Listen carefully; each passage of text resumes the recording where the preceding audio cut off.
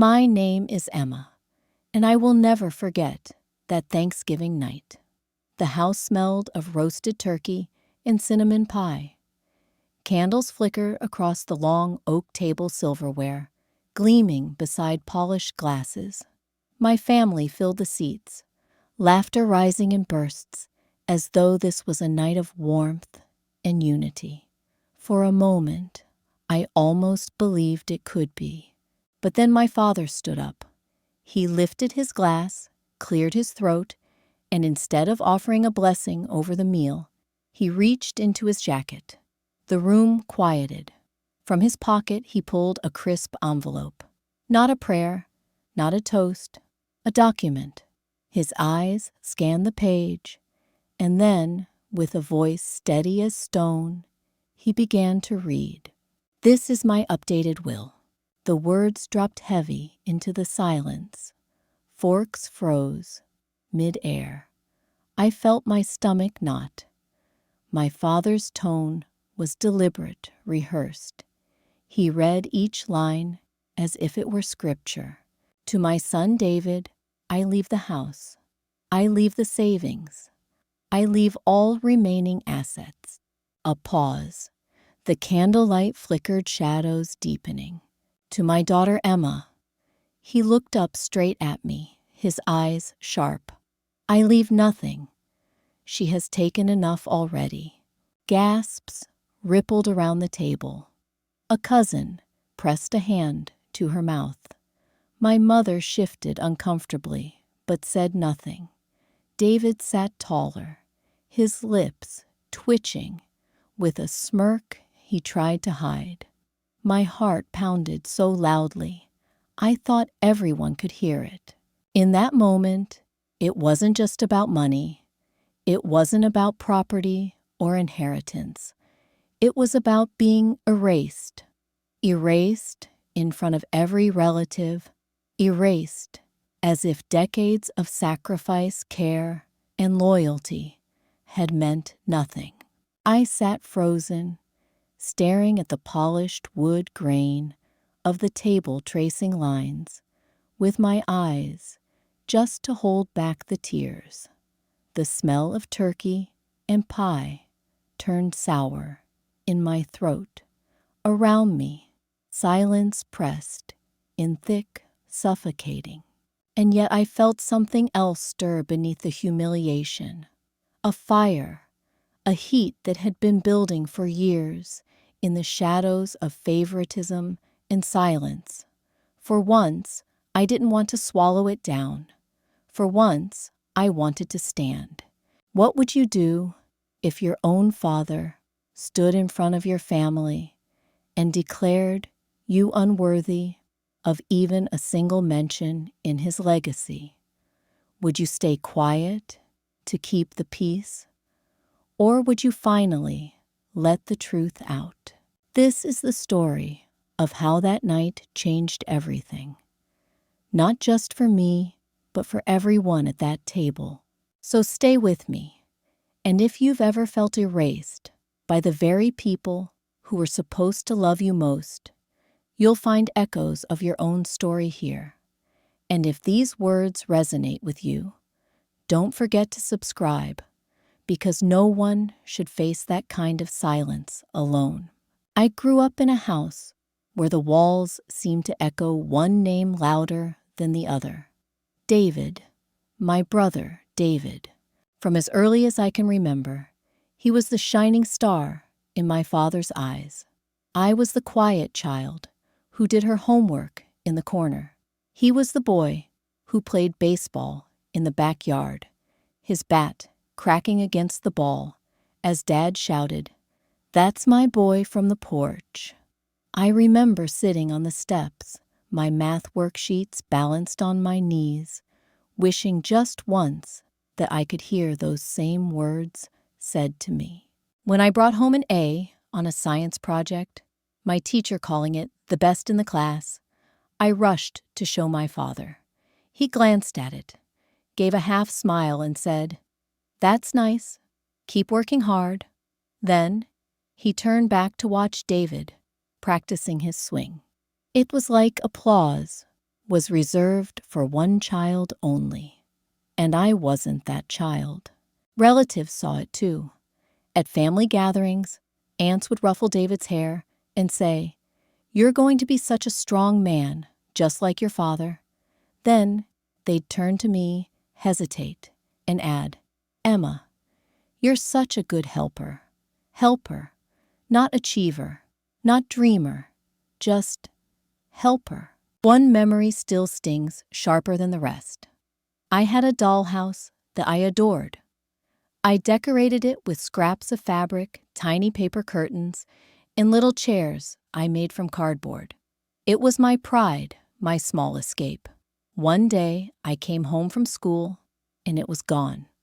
My father told me almost casually that he'd sold it at a yard sale. He said the money went toward buying David a new set of baseball gear, a bat cleats, and a glove. He said, "You don't really need toys anymore. You're a big girl. David needs this more than you." I stood there, trying not to cry, because even then, I understood my wants were negotiable. His were not. That pattern played out over and over. David asked for piano lessons one summer, and without hesitation, Dad signed him up with the best teacher in town. When I asked if I could join a creative writing camp, Dad shook his head. "Too expensive. You can read books at the library for free." And so I did. I spent hours tucked in corners of the local library, scribbling stories into worn notebooks, while David had recitals, new sheet music, and an audience. Mom tried in her quiet way to balance things. She'd leave little notes for me, reminders that she was proud. She'd tuck extra cookies in my lunch bag when she knew Dad had scolded me for something trivial. But she never challenged him. Not once. Silence was her shield, and I learned to live under it. As children, David and I weren't enemies. He wasn't cruel. He was just allowed to take up space, to shine, to fail, and still be lifted. I was expected to be steady, invisible, the one who didn't need lifting. It's funny how favoritism doesn't just wound. It trains you. It teaches you your place before you're old enough to question it. I remember one night at dinner, Dad raised a toast to David.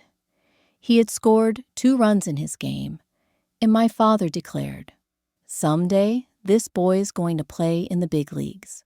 Everyone clapped, cheering. I sat there, my report card in my lap, straight A's across the page. I didn't even mention it. What was the point? By then, I had already learned my victories weren't family celebrations. They were private, quiet things. Looking back now, I see how those shadows shaped me. They taught me to fight harder, to prove myself in silence, to carry pride in secret.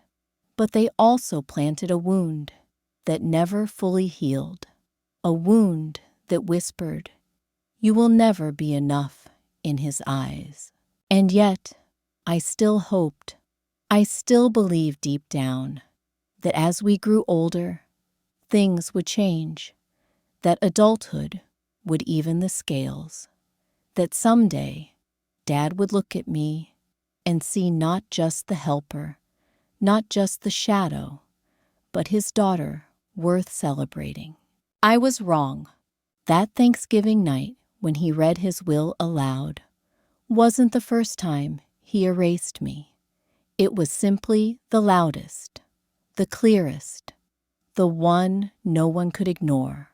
But before that night came years of sacrifice and silence, years where the gap between me and David only grew wider. And as I stepped into adulthood, the favoritism didn't fade. It sharpened. As we grew older, the divide between David and me didn't shrink. It stretched, like a rope, pulled tighter with every year. What had once been small differences in toys And after-school activities became bigger, heavier imbalances. When I turned 16, I wanted to save for college. I picked up a job at the local diner, working long hours after school and late into weekends. I remember the smell of frying oil sticking to my clothes, my shoes squeaking across greasy floors, and the ache in my feet as I collapsed onto my bed at night. My paychecks were small, but I tucked them away carefully, determined to build something for myself. David turned 16 too, but instead of a job, he got a car, a shiny, used Ford that Dad proudly parked in the driveway with a big red bow.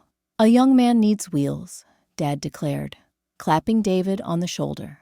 When I asked if I'd get a car when I turned 16, Dad shrugged. "Girls don't need cars the same way boys do. Besides, you've always been so responsible, you'll manage." And manage. I did. I rode the bus. I walked in the snow. I biked across town when shifts at the diner ran late. David, meanwhile, cruised through high school with his car stereo, blaring gas money slipped into his pocket by Dad. The message was clear. His freedom was worth investment. My independence was expected, unpaid. College brought no relief. If anything, the chasm widened. David announced he wanted to study business, and my parents immediately began touring campuses with him. Tuition, housing, and even a generous monthly allowance were all promised without hesitation. When I said I wanted to become a nurse, my father's face tightened. "Nursing. That's hard work, long hours. Are you sure we can't afford to pay for that?" I reminded him that he'd promised to cover David's education. He waved his hand. "Different kids, different needs. David will be providing for a family someday. He needs the support more." So while David moved into a private dorm room with fresh sheets and a meal plan, I rented a cramped apartment with 3 strangers. I worked nights in a nursing home, bathing patients, changing linens, wiping sweat from brows. I ate ramen and day-old sandwiches, budgeting every dollar, every hour of sleep. I studied until my eyes burned, then stumbled into 12-hour clinical shifts. Meanwhile, photos of David at fraternity parties flooded social media. He posted pictures in designer clothes, holding drinks, smiling wide. Mom commented on every one. "So proud of my boy." Dad shared them, adding, "That's my son, making us proud." When I sent them a photo of me in scrubs, exhausted, but smiling after passing a brutal exam, Dad replied with a simple text, "Good. Keep it up." No exclamation point. No pride. Just duty. One winter, I came down with pneumonia. My chest ached, my body weak. I called Dad to ask if he could help with my rent that month, because I couldn't pick up extra shifts. His answer was sharp. "Emma, you're strong. You'll figure it out. Don't rely on us for everything." The next week, David's car broke down. Dad co-signed a loan the very same day. It wasn't jealousy I felt. It was exhaustion. Exhaustion from carrying myself on broken sleep in borrowed time while watching David float on a cushion built by our parents, constant rescues.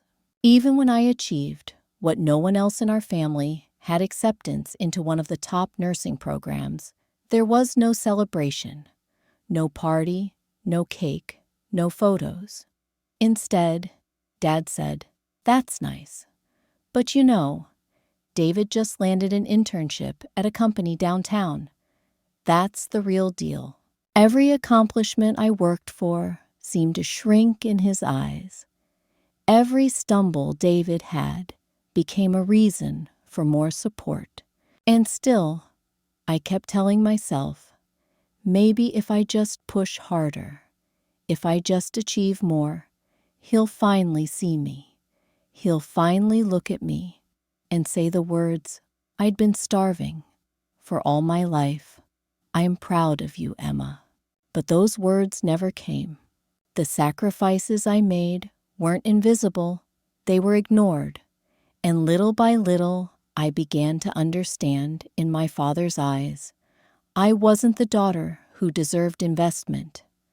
I was the one expected to survive without it. And survival to him was not worth celebrating. The unfairness didn't fade with adulthood. It sharpened, cutting deeper than before. And as years passed, I realized that sacrifice without acknowledgement isn't noble, it's exploitation. I kept quiet for so long, believing peace was worth the silence. But silence, like debt, only grows heavier with time. And one day, that silence would break. Not in private, but in front of everyone. By the time David and I were adults, our roles inside the family had already been carved in stone. David was the golden son, the one who needed constant lifting, constant excuses, constant praise. And me, I was the caretaker, the steady one, the invisible glue expected to hold everything together. When Mom's health began to falter, it wasn't even a discussion. Dad looked at me and said, "Emma, you'll take her to appointments. You're the nurse. You know what to do." David wasn't asked. He was too busy with his job search. Though half the time he was between jobs, still living comfortably in an apartment Dad paid for. I became Mom's driver, her medication manager, her late-night emergency contact. I left work early, lost shifts, sacrificed income just to make sure she was cared for. And when I tried to explain how difficult it was to balance everything, Dad would nod and say, "You're strong. You can handle it." That was my role, the one who could handle it, no matter how much it cost me. Meanwhile, David breezed through life with a safety net so thick he never felt the ground. He didn't come to doctor's appointments. He didn't call to check in. But when he did show up, it was with flowers or a quick hug. And somehow, that was enough for Dad to beam with pride. "See, David cares. He's got such a good heart." I wanted to scream. Caring isn't about showing up once in a while with roses. It's about being there day after day when no one's clapping. But in our family, appearances always outweighed effort. Money was the same story. When the medical bills stacked up, Dad dipped into his retirement savings, so he said. But then I found out the truth. He had used part of that money to buy David a new car, a luxury SUV, the kind with leather seats and a touchscreen dashboard. I confronted him, my voice shaking with disbelief. How could you spend retirement money on a car for David when Mom's hospital bills are unpaid? His answer, "David needs to get around for work. You can cover the rest of the bills, Emma. You're responsible with money." I wanted to laugh at the absurdity of it, but there was nothing funny about watching debt pile up in my name while my brother cruised around town in a brand new vehicle. Every family dinner became a stage where my role was rehearsed again and again. I cooked, I served, I cleaned. David arrived late, dropped his coat on a chair, and Dad still greeted him like royalty. One Christmas, Mom whispered, a thank you for all I'd done. It was the closest thing to recognition I'd received. But even then, she added, "Don't tell your father. He doesn't understand how much you give. That's what it was like. My sacrifices hidden in plain sight, noticed only in silence, while David's smallest effort was paraded for applause. One evening after another, exhausting day of juggling work and caring for Mom, I sat with my boyfriend, at the time Michael. He looked at me and said words I hadn't allowed myself to admit. Emma, your family doesn't treat you like a daughter. They treat you like an employee they don't even pay. You're their safety net. That's not love. That's dependence. The truth of it stung worse than any insult, because deep down, I knew he was right. But I wasn't ready to face it yet. Not until things escalated further. And they did escalate on a holiday, when families are supposed to come together in gratitude. Thanksgiving. That night would tear open everything we had all kept hidden. Thanksgiving had always been a complicated holiday in our house. On the surface, it looked picture perfect. The big turkey, the golden stuffing pumpkin pies, cooling on the counter. Family gathered from near and far, eager for food and tradition. But underneath the aroma of cinnamon and roasted meat, there was always a quiet tension, an unspoken script where everyone played their assigned role. That year, it fell on me once again to make it all happen. I took the day off work, spent hours cleaning, cooking, basting the turkey, and arranging the table so it looked like something out of a magazine. I wanted it to feel warm, even if the warmth rarely extended toward me. By the time the doorbell rang and relatives began pouring in, I was already exhausted flour on my apron hair, tied back in a messy knot. David arrived last, of course. He strolled in with his new girlfriend, carrying nothing but a bottle of wine he hadn't even wrapped. Dad rushed to the door to greet him as though a celebrity had arrived. "There's my son," he boomed, pulling him into a hug. The room lit up with praise. His girlfriend was introduced around like royalty, and me, I slipped into the kitchen to pull pies from the oven unnoticed. Dinner began with the usual chatter. Cousins asked about David's plans, his big opportunities. He spoke about vague business ventures and investments, words that sounded impressive, but never quite added up.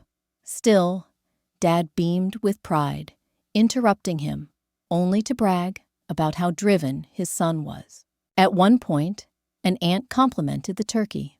"Emma, this is delicious," she said, her eyes kind.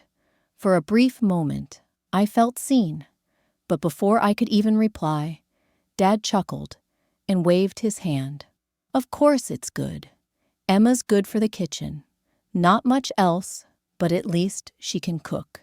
The table erupted in polite laughter, the kind people use when they're not sure if it's safe to stay silent. My cheeks burned. I looked down at my plate, gripping my fork until my knuckles ached. A joke, they would call it later. Just a harmless joke. But every joke left a mark, another reminder of where I stood in this family. Still, I stayed quiet. I had learned to, but then I noticed something that made my stomach twist. Between bites of turkey and sips of wine, Dad leaned over to a man I didn't recognize. At first, a lawyer. He slid a folder across discreetly, and they exchanged hushed words. I caught fragments, updated signatures, assets. My chest tightened. It wasn't hard to guess what it was about. Later that evening, as dessert was being served, the atmosphere shifted.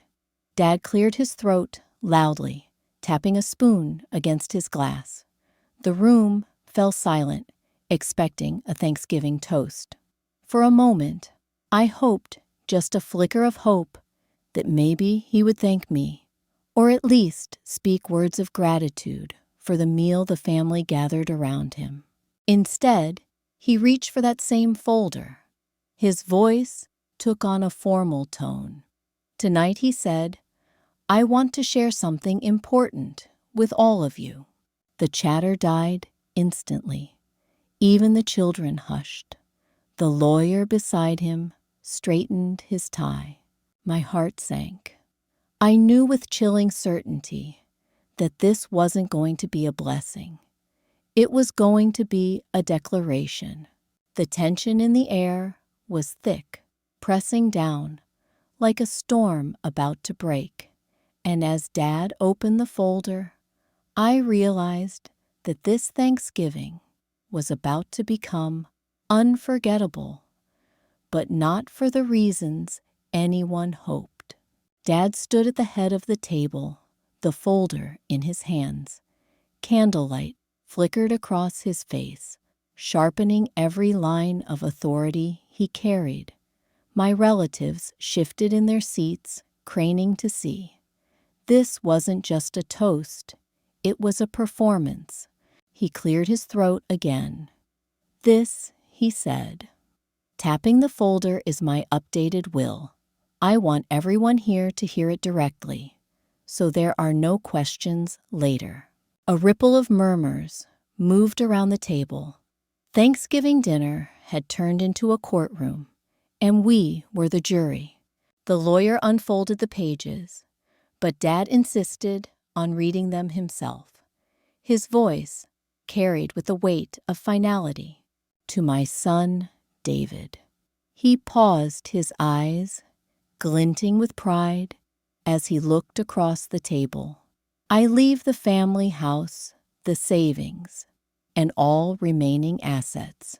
He will be the one to carry on the family name and legacy." Gasps fluttered. A few relatives nodded politely, though unease hung heavy in the room. My chest tightened, but I kept my eyes down, tracing the rim of my glass.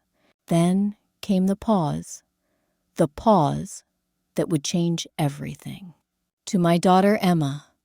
His voice hardened, almost cruel in its clarity. "I leave nothing. She has already taken enough." The words hit like a slap across the face. My fork clattered onto my plate.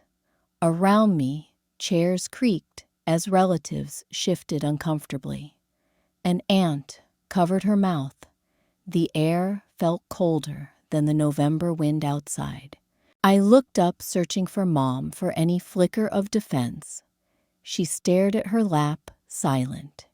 David smirked, faintly, trying to hide it behind his glass of wine. The lawyer glanced at me with something like pity, but said nothing. Dad continued, unbothered by the silence. "It is only fair," he declared, "that the one who will carry on should inherit. Emma has had her chances. David is the future of this family." My throat burned. I wanted to speak, to shout, but my voice was trapped beneath years of swallowed words. Instead, the sound that filled the room was the clinking of silverware being set down, plates untouched. Finally, a cousin whispered what everyone else was thinking. "That's not right." But the words were swallowed, quickly buried, under the weight of my father's glare. I felt heat rise through my body, rage, humiliation, grief, all mixing into something I could no longer contain. For so long, I had accepted the smaller slights, the quiet dismissals, the jokes at my expense. But this was different. This was public erasure. The lawyer coughed softly. "Perhaps this isn't the best time, Mr. Thompson. We could," but Dad cut him off. "No, the family deserves to hear the truth now. It's tradition that we share what matters most on Thanksgiving." Tradition. That word cracked something inside me. Tradition was supposed to mean gratitude, love, unity. But in our house, it meant humiliation disguised as duty. My heart pounded. Every memory of being overlooked, every sacrifice ignored, every cruel laugh echoed in my ears. And now, the final insult to be written out of his legacy, erased in front of everyone. For a moment, silence blanketed the table. Then, Dad lifted his glass. To David, the pride of this family. Glasses clinked, though some hands hesitated.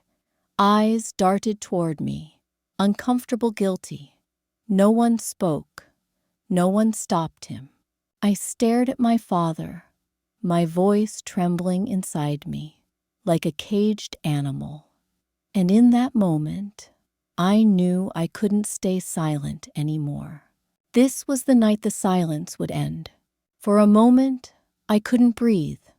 The sound of my father's voice still echoed those words, carved like a gravestone. I leave nothing. She has already taken enough. My hands trembled under the table.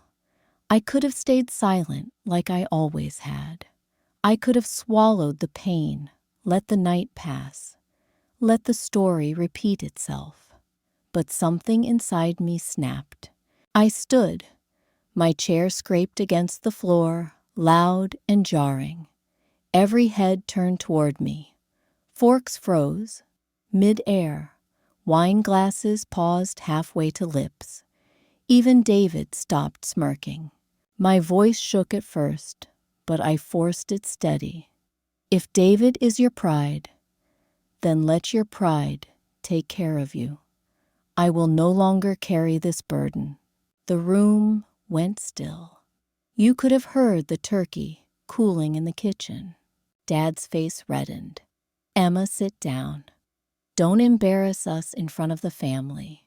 Embarrass you. My laugh was bitter sharp. You've been embarrassing me my entire life. Every ignored achievement, every sacrifice, brushed aside, every joke at my expense. And now, this reading a will at Thanksgiving, like it's a holiday toast. A murmur rippled around the table. An aunt whispered, "She's right." Then, quickly lowered her eyes. I turned toward Mom. You watched this for years. You stayed silent. Do you have anything to say now? Her eyes filled with tears, but her lips stayed pressed shut. Silence. Again. The same silence that had always protected him, never me.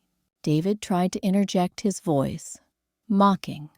Why are you being cruel? This is Dad's choice. I faced him. Cruel is living your whole life, carried on a golden pedestal, while I broke myself to hold this family together. Cruel is being erased in front of every person I cooked for tonight. Asking for fairness isn't cruelty. Paying for my own humiliation is. Gasps. A cousin set down her fork with a sharp clink. Someone whispered, "Good for her," just loud enough to hear. Dad's fist slammed the table. Ungrateful. After all we've done for you, this is how you repay us. Respect goes both ways. Emma, you owe this family. I leaned forward, my voice calm but cutting. Respect is not owed. It's earned. And you've spent years teaching me that my place here is silence. Well, silence has an expiration date. Tonight, it ends. The lawyer shifted uncomfortably. Mr. Thompson, perhaps, but I cut in. No, he wanted to do this publicly. I'll answer publicly. I will not inherit his silence. I will not inherit his humiliation. I will inherit my own life on my own terms. My words landed heavy. The photographer, a cousin with his phone out, slowly lowered it, his eyes wide. The lawyer cleared his throat, muttered something about separate arrangements. Dad pointed at me, his hand trembling. "If you walk out tonight, don't come back." I straightened, feeling the weight lift off me like chains, snapping. If coming back means sitting at this table and being erased year after year, then no, I won't come back. Not like this, not ever again.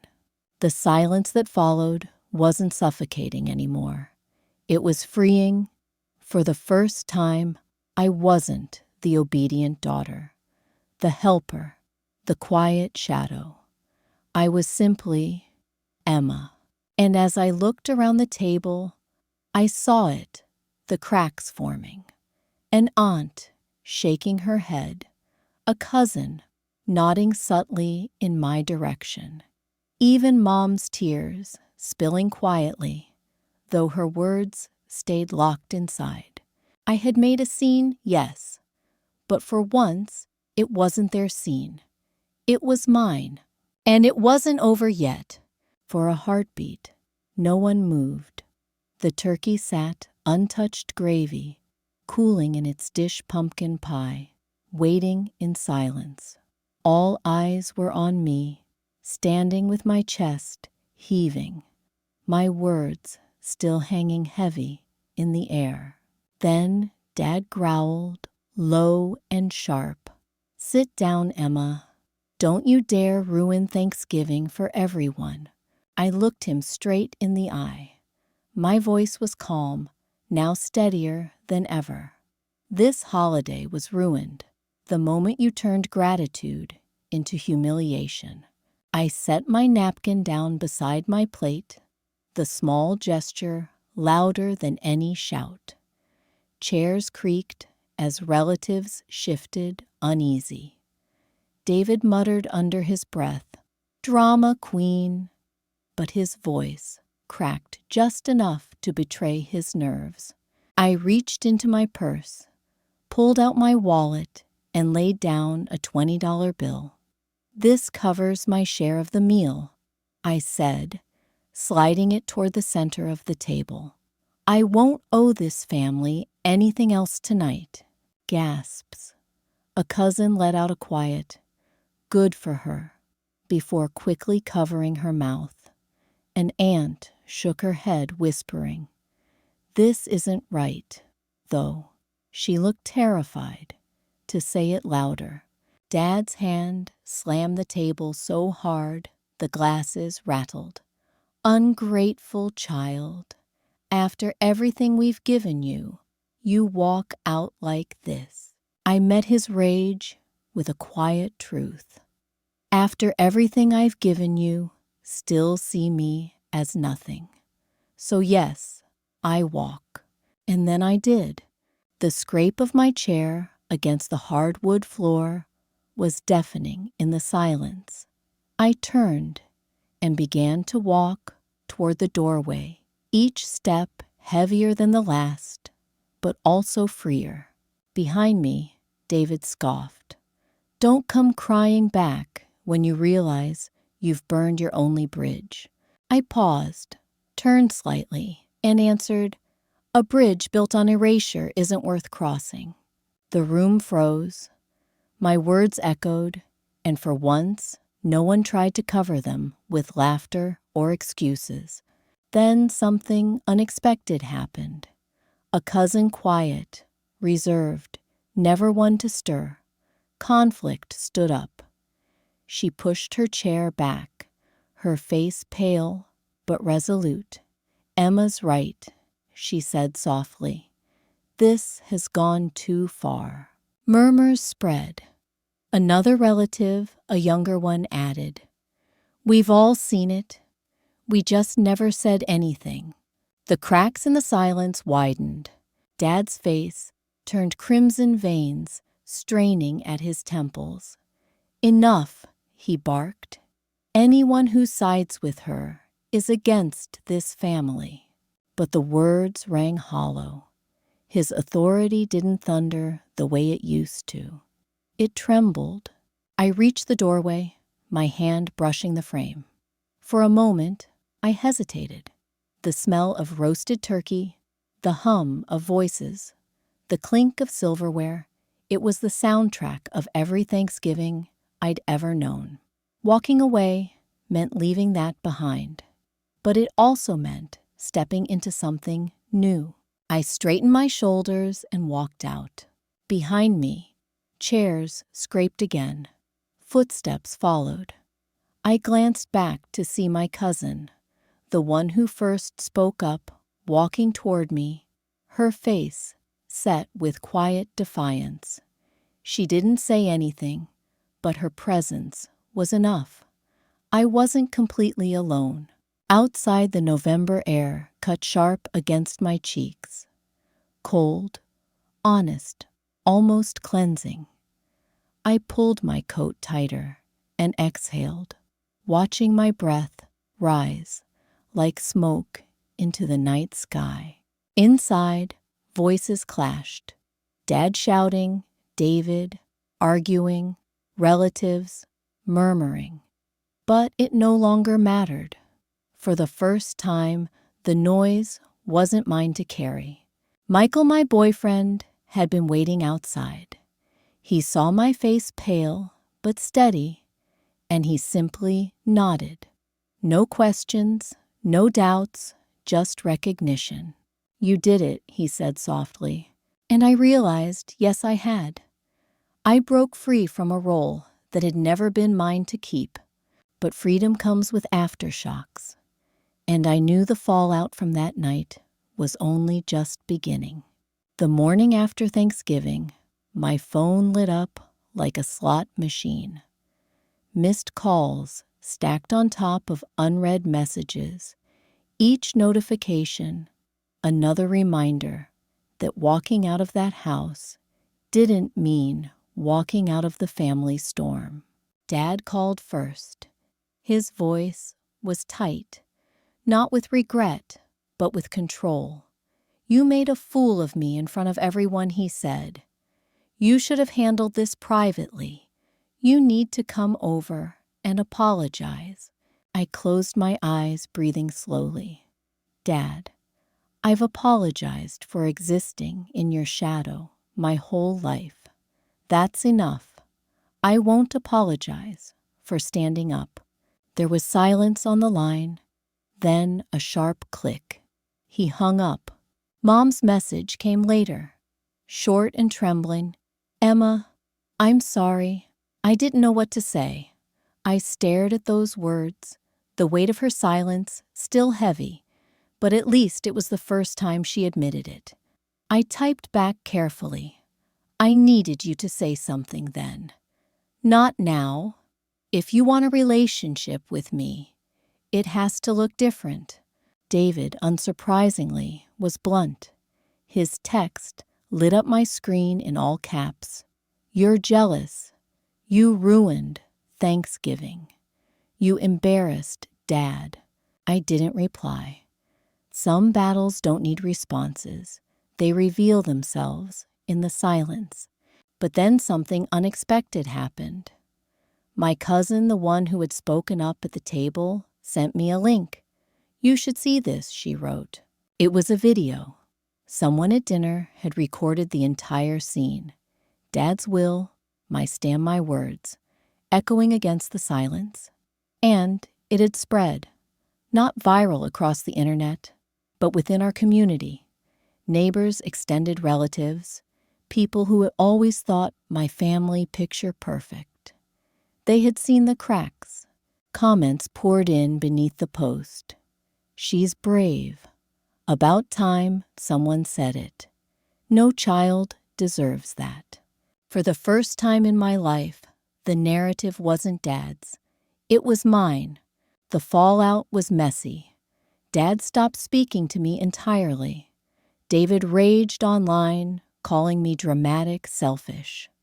But the more he ranted, the more people shook their heads. His words didn't land the way he thought they would. And Mom, she began to call more often, hesitant at first, like a child learning a new language. She didn't defend him anymore. She didn't ask me to come back without conditions. Instead, she asked small questions. How was work today? Have you eaten? It wasn't enough to erase years of silence, but it was a start. I set boundaries like guardrails on a dangerous road. When invitations came for family gatherings, I replied with kindness, but clarity. I'll attend if I'm treated with respect. No surprises, no digs, no erasure. At first the conditions shocked them. "Who do you think you are?" Dad barked through a cousin once. But I didn't bend, because I had learned something. Guilt is not currency, and silence is not peace. Therapy became my anchor. Week after week, I circled sessions on my calendar, sitting across from a woman who helped me untangle years of conditioning. She taught me the difference between loneliness and solitude, between duty and choice. She reminded me that boundaries aren't punishments. They're instructions for how to be in relationship with me. Slowly, the air around me cleared. I cooked meals in my own kitchen, not for a family that demanded, but for myself. I bought a small plant for my windowsill, watched it grow, and smiled at the thought that I, too, was learning to grow outside of their shadows. Even David, the golden child, began to stumble. His business ventures dried up. His car payments piled. Dad kept bailing him out, of course, but the cracks showed. For once, I wasn't pulled in to rescue. For once, their chaos wasn't my debt. And though Dad stayed distant, I realized something important. His silence was no longer a cage. It was freedom. That Thanksgiving night had split my life into two parts before and after. Before, I was the daughter who swallowed every slight, carried every burden, paid the price in silence. After, I was something new. Not ungrateful, not cruel, just free. And with freedom came peace. Not perfect, not easy, but real. When I look back on that Thanksgiving, I don't see it as the night I lost my family. I see it as the night I found myself. For so long, I believed keeping the peace meant keeping quiet. I thought loyalty meant carrying more than my share, that love meant accepting less. But silence doesn't heal wounds, it deepens them. And favoritism isn't love. It's a cage disguised as affection. Walking out wasn't easy. It never is. When you break the family script, you're called ungrateful, dramatic, selfish. They will say you ruined everything. But the truth is, you're not ruining anything. You're revealing it. Boundaries are not walls. They're doors. Doors that tell people how to enter your life with respect, or not enter at all. That night, I finally built my door. And the people who love me, truly love me, have found their way through it. My father may never see me the way I once wished he would. David may never understand the weight I carried. But I've learned that healing doesn't always mean reconciliation. Sometimes it simply means refusing to carry pain that was never yours. And here's the most important part. I am not alone. If you've lived through favoritism, if you've been erased, if you've been asked to sacrifice while others were celebrated, I see you. I know that quiet ache in your chest, the one that whispers, "Why not me?" You are not invisible. You are not less. You are not alone. Family can break us, but it doesn't get to define us. Now I live differently. I celebrate small victories that are mine alone. I fill my table with people who value respect more than tradition. And every day I remind myself, peace is not bought by silence. Peace is built by truth. So I ask you, have you faced something like this? Have you ever been the one erased, the one overlooked, the one carrying more than your share? Share your story in the comments below. Your words might be the mirror someone else needs to see themselves in. And if this story touched your heart, subscribe and stay with us, because no one should face this kind of silence alone. We may be broken, but together we are not alone.